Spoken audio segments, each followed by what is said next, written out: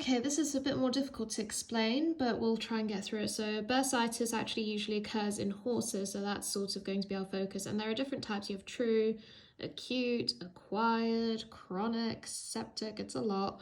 So we'll start with true. So this is when you have inflammation in congenital or natural bursa, deeper than the deep fascia.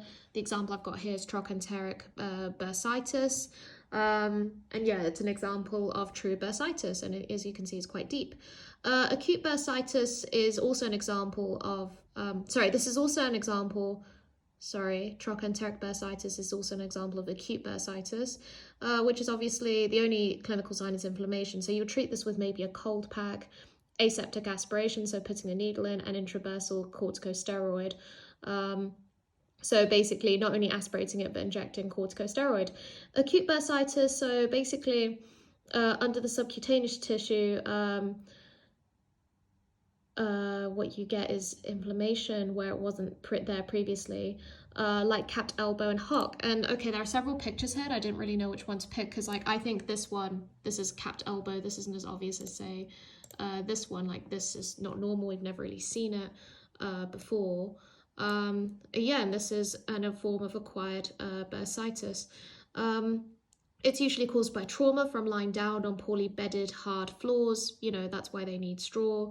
Maybe it's been kicked, maybe it fell down. Iron shoes are projecting beyond the heel, so that way, caudally, and lying down for too long.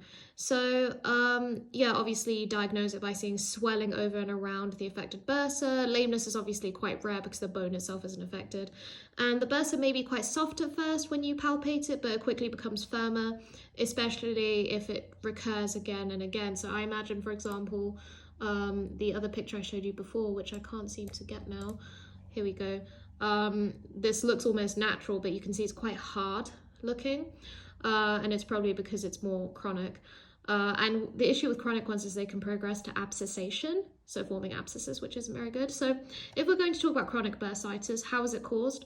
Repeated trauma, obviously, fibrosis, and other chronic changes. So we'll keep talking about capped elbow as our example. So what you get as in 3 steps is basically excess bursal fluid accumulation, which is quite normal. The bursal wall thickens due to fibrous tissue, and what you get is a fibrous band or septum forming in the bursal cavity, and what you get is subcutaneous thickening under the skin.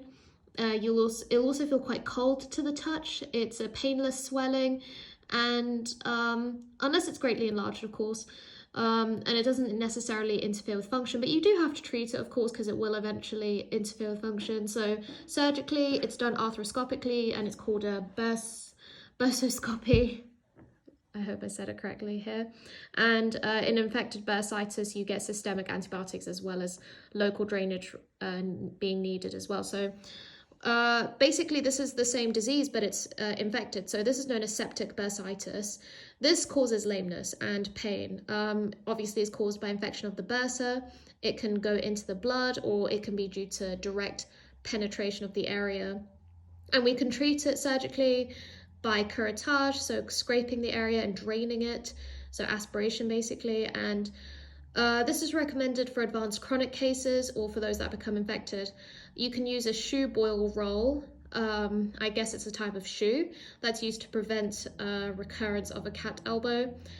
With capped hock, what you get is behavioral modification, so the horse doesn't kick the stall so much. That's pretty much the only hope of resolving that problem.